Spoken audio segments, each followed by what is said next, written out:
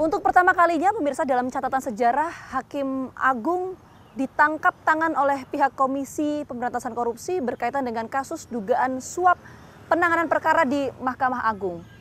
Bagaimana hal ini bisa terjadi dan sebetulnya seperti apa sih konstruksi kasusnya? Kita akan coba temukan faktanya bersama saya, Gina Vita.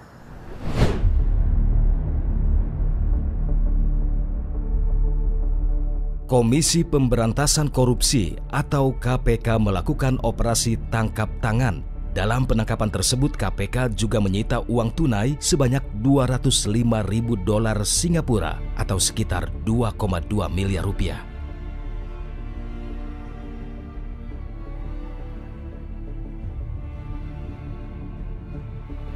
Penangkapan ini bermula dari sengkarut yang terjadi di Koperasi Simpan Pinjam Intidana Semarang yang telah ditetapkan Mahkamah Agung.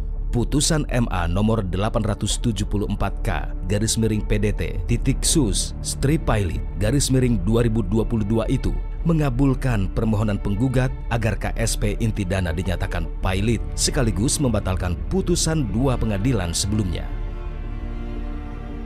Setidaknya sudah 10 orang telah ditetapkan sebagai tersangka. Sebagai penerima antara lain, Hakim Agung MA Sudrajat Dimyati, Hakim Justisial Panitera Pengganti MA Eli Tri Pangestu, PNS pada Kepaniteraan MA Desi Yustria, PNS pada Kepaniteraan MA Muhajir Habibi, PNS MA Redi, dan PNS MA Al-Basri. Kemudian sebagai pemberi suap antara lain Yosep Parera dan Eko Suparno selaku kuasa hukum. Debitur Koperasi Simpan Pinjam Intidana Herianto Tanaka dan Ivan Dwi Kusuma Sujanto. Tanggal 21 September 2022 sekitar jam 16.00, tim KPK berdasarkan informasi tersebut bahwa telah terjadi penyerahan sejumlah uang dalam bentuk tunai dari saudara YS kepada DY sebagai representasi SD di salah satu hotel di Bekasi.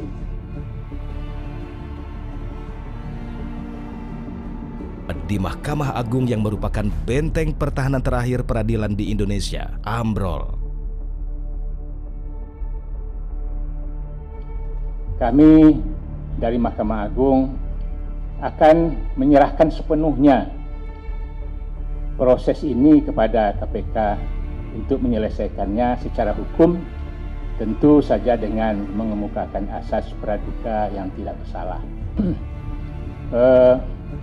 Sesuai dengan ketentuan peraturan perundang-undangan, kalau atau jika aparatur pengadilan itu sudah ditetapkan sebagai tersangka dan ditahan, maka Mahkamah Agung akan mengeluarkan surat pemberhentian sementara terhadap aparatur tersebut guna menghadapi pemeriksaan dengan sebaik-baiknya. Yosep Parera, salah seorang kuasa hukum pemberi suap yang ditangkap KPK, menyatakan bahwa pihaknya dimintai uang oleh pihak Mahkamah Agung. Yang pertama, saya mohon maaf untuk semua pengacara yang ada di Indonesia.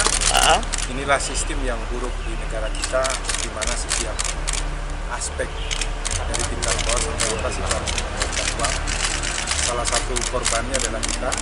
Maka saya dan Mas lampunya tahan sebagai lawyer itu mengakui secara jujur bahwa kami menyerahkan uang. Menyerahkan uang kepada salah di Mahkamah Agung, tapi kami tidak tahu ini panitera atau bukan. Intinya kami akan buka semuanya, kami siap menerima hukumannya, karena itu ketaatan kami ya. Sebagai penegak hukum, kami merasa moralitas kami sangat rendah.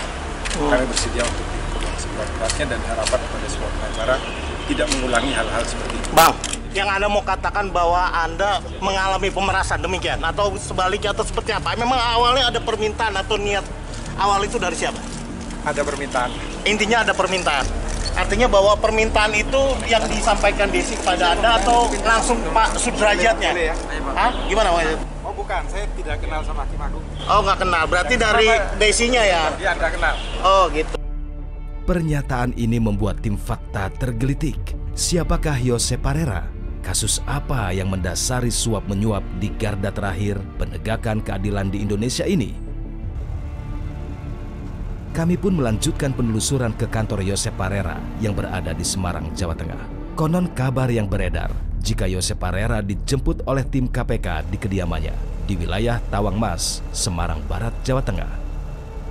Saat ini kita akan menuju ke Rumah Pancasila, ini yang berlokasi di wilayah Semarang, Jawa Tengah, yang menjadi lokasi penangkapan Yosep Parera. Ini merupakan pendiri Rumah Pancasila sekaligus seorang pengacara yang diduga memberikan suap terhadap Hakim Agung Mahkamah Agung berkaitan dengan pengusutan perkara di Mahkamah Agung. Kita akan coba lihat kondisinya di sana seperti apa, termasuk konstruksi kasusnya sebetulnya seperti apa sih? Kita akan coba temukan faktanya.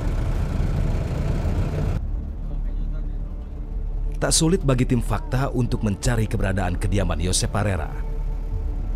Kami coba mencari tahu bagaimana proses penangkapan itu terjadi.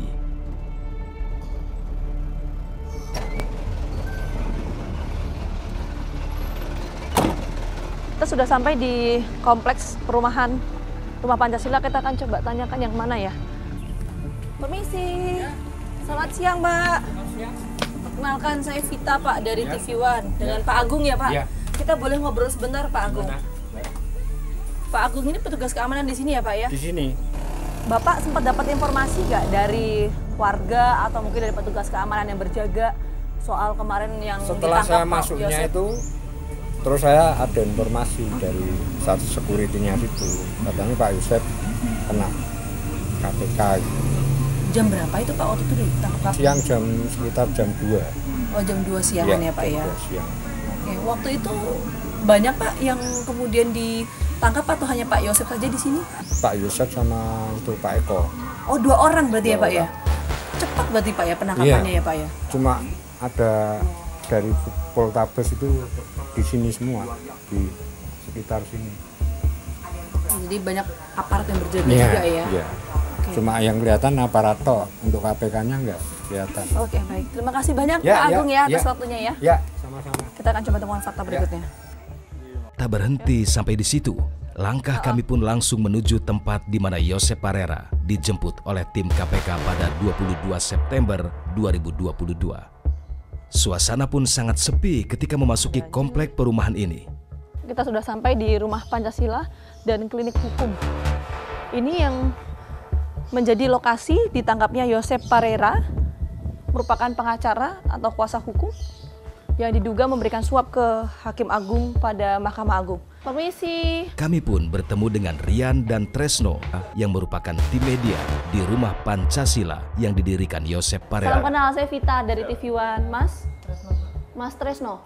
Oke, Mas. Kepada tim fakta, keduanya menceritakan bagaimana kiprah Yosep Parera di masyarakat. Diketahui selain aktif sebagai pengacara, Yosep Parera juga dikenal sebagai aktivis yang kerap mengedukasi masyarakat tentang hukum. Untuk Pak Yosep ini sudah menjadi kuasa hukum atau pengacara sejak tahun berapa, Mas? Sekitar 2000. Sekitar tahun 2000-an. Ya. Sudah mulai memutuskan waktu itu jadi lawyer, kuasa hukum atau pengacara. Oke. Kalau tadi banyak sekali yang datang ke sini, ke Rumah Pancasila, Mas. Sempat mengetahui nggak kemarin waktu kejadian penangkapan Pak Yosep? Karena kan di sini lokasinya, betul ya? Betul. Jadi waktu hari penangkapan itu kita diutus oleh Pak Yosep menemuin ada orang dari Kalimantan minta bantuan hukum. Jadi kita direkomendasikan dari wartawan Semarang, kita temuin. Kita tahu bahwa Pak Yosep dibawa itu setelah sore, setelah kita ketemu siapa yang orang dari Kalimantan itu minta bantuan hukum itu.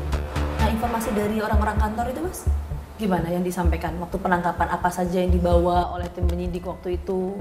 Pada saat itu orang-orang kantor cuma ngomong bahwa hari itu Bapak dibawa orang sekitar pukul 1. Sudah selesai sampai situ informasi yang masuk ke kami. 1 itu 1 siang, 1 dini hari? 1 siang. 1 siang. Ya kalau kami ya sangat kaget ya. Kaget dan sedih ya Mbak ya. Karena beliau apa ya, sosok panutan, motivator, mungkin jadi bapak bagi kami. Ya, itulah Mbak. Kalau kaget sekali Mbak. Apalagi dengar-dengarnya kan karena yang bawa KPK gitu kan ya. Kaget lah. Ya saya pikir kan Bapak di sini setiap hari beliau ngurusin media sosial, memberikan edukasi hukum, kemudian tiba-tiba entah ada angin apa tiba-tiba ditangkap, kan kami juga nggak tahu ya. Kasusnya apa kok bisa ditangkap. Nah, terus sempat cari tahu nggak ini Bapak apakah berkaitan dengan kasus yang sekarang ditangani KPK, misalnya berkaitan dengan Mahkamah Agung, soal yang koperasi simpan pinjam inti dana itu ya? Kalau itu kita tidak tahu ya, karena kita tidak ada liputan untuk itu.